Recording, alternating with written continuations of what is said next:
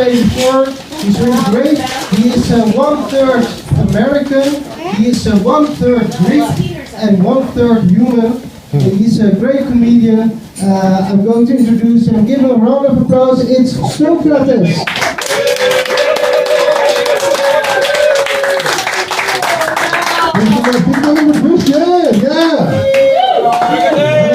This is going to be fun.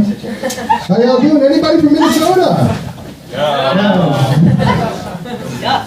Congratulations on my marriage, by the way. I hope you have a good, successful eternity together. And people ask where you were married, you'll say Amsterdam. Amsterdam. Hey, what was it like? Yeah. Stunning comedy shows out of nowhere. Well, at least it's that, you know what I mean? My name is Socrates. I am an American. Yeah. That's what we call ourselves. You know, look, we don't take ourselves seriously anymore, and we shouldn't, right? So that's cool. You know, I'm changing recently. I just accepted my Dutch citizenship. So you Nederlanders? Yes.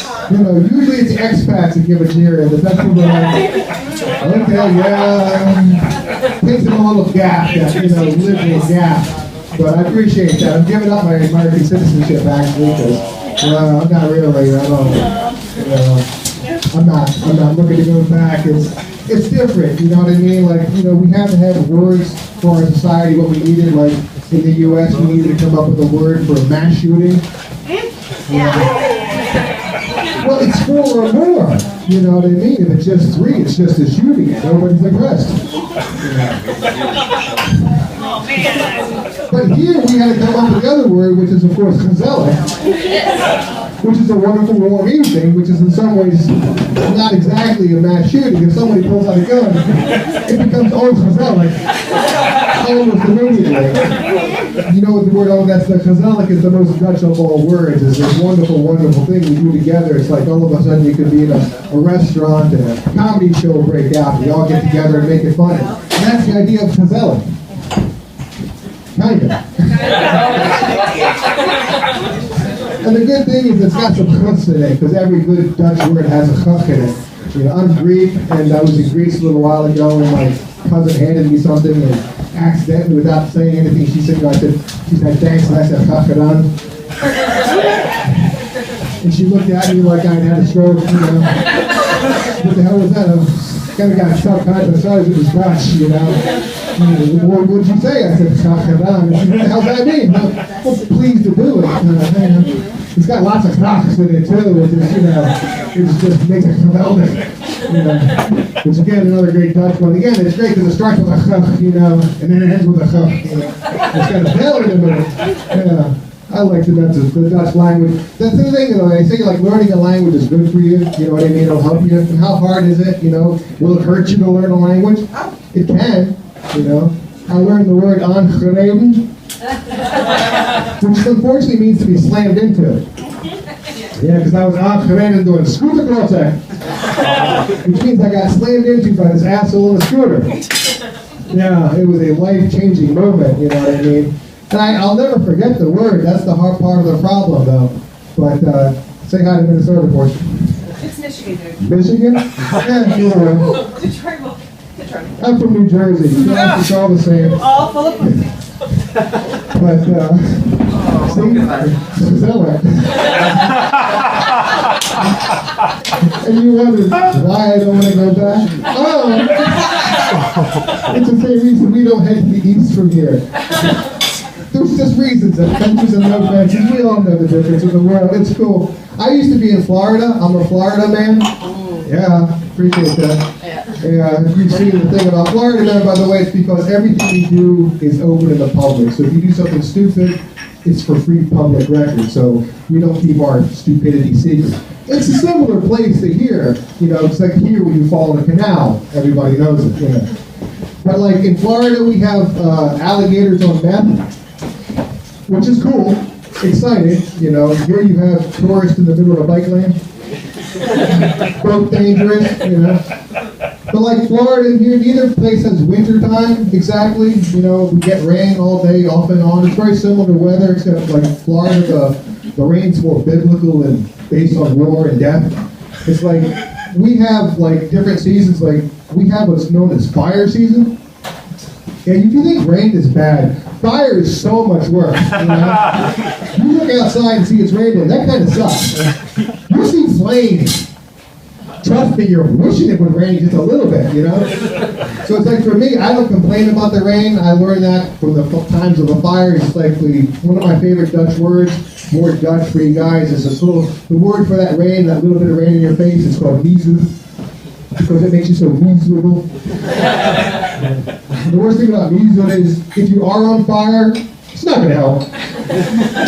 It's smoldering, it's slightly damp. It's horrible. It's horrible. But yeah, I was trying to ride my bike here on the Fiets pad, and if you don't know, Fiets pads are for bike, it's not for feet. And there was this car on the bike path at the same time, and a scooter staring at the car, and I tried to explain to everybody what they were doing wrong, but I didn't have time, so all I could say was, "Ah!" And I went flying through the air like a bird, but I landed like an octopus. And it was not good. Yeah, no, I started going to the hospital, the houses of paracetamol. And I've been to lots of them now. You know, actually, the whole thing started at the end of COVID. You know, I thought we'd all went, remember COVID, that fun time of self-reflection? We all did meditation. We all got in touch with ourselves, literally and figuratively. And I thought, you know, it'd be time for new Socrates, you know, back in 2022, it was March or so, and I thought, hell, it's time for a new Socrates. And I went back out in the world, and bam, my arm got broken. Now it's Brocates. And it kind of sucked, because I didn't like that at all, you know what I mean? And about a few months passed, they finally did surgery on me, and then a couple months after that, they told me the arm had gone necrotic. Yeah, necrotes. Which was a horrible existence, because it really sucked. It was quite painful to be him. And they did more surgery on me, and back in August, I had a stroke. Yeah, Socrates. Yeah, so when you think that life is, you know, going to give you more good things to come around the corner, just wait for it, you know.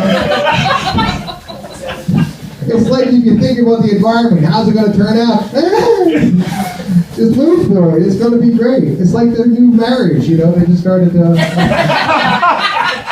life together, and they started it off on the right foot, you know. Gisela? Where's my gun? That's the thing about it, you know, if you can't solve it with a gun, we don't know what to do. We don't know what to do with most of the time. But that's a nice thing, again, is we got all the different cultures here, you know what I mean? In America, this is like the worst nightmare in so many ways, but as a Greek, you know, I find it cool to be here. But like when you go to like Greece, it's like a different experience, you know, than like being here. Like, you know, in Greece they have mountains. Yeah, it's right, yeah, exactly. You've seen this, nobody here. It's earth that goes up. It's weird, right? Because like up is that way. And you don't really see that here for the most part. Every time I'm there, I'm like, how's that happening, you know?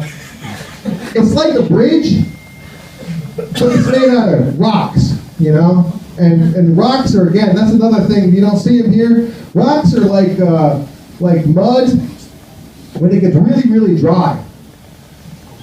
No, okay, yeah, again, it's something that you almost never experience here, because again, but the beauty is, there's no fire season. And that's one of the beauties of it, because in Greece, they've got fire season too. And let me tell you, you're going to pray for rain when the fire season kicks in. That's all I'm saying.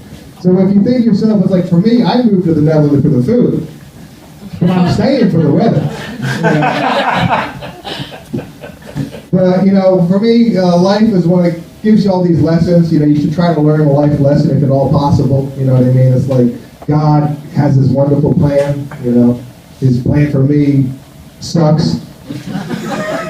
That's what I learned, you know what I mean? That was a life lesson I found out. It kind of sucks. But I'm finding out that, like, the more I'm living, like, you want to, like, make sure that you maintain a work and life balance. You know, it's really important to maintain that balance in your life. Like, you should never, ever take your work home with you. Like, especially if you're, like, a kindergarten teacher. So these are wise words, you know what I mean? That's the thing, like, I'm named Socrates, and it's a family name, you know, and people wonder about what was, there you go, what's the deal with, like, Socrates? You know, he tried to help the world, he tried to warn the world about democracy, that it had its flaws, you know, that if the voters didn't understand the issues, that they might be convinced to vote for something stupid. Yeah, I know, it's unlikely now. I mean, here, like in the Netherlands, we perfected our elections. You know, no one's voting for something dumb here. You know, I don't read the news, so I'm an optimist. It's your best way to maintain optimism. But it's the thing about like politicians that people forget in politics in general is that like politics is a Greek word. You know, it comes from poly, which means many, and pix, the blood-sucking parasite that spreads diseases. Politics, don't worry, I'm confident that they've got our backs because, you know, that's where they do their best business, just behind us. Anyway, my name is Socrates. You should vote because somebody didn't vote last time. And if everybody did vote, I don't know. Vote again for somebody else next time. Anyway, that's that thing. Thanks so much. Give it up, Christian.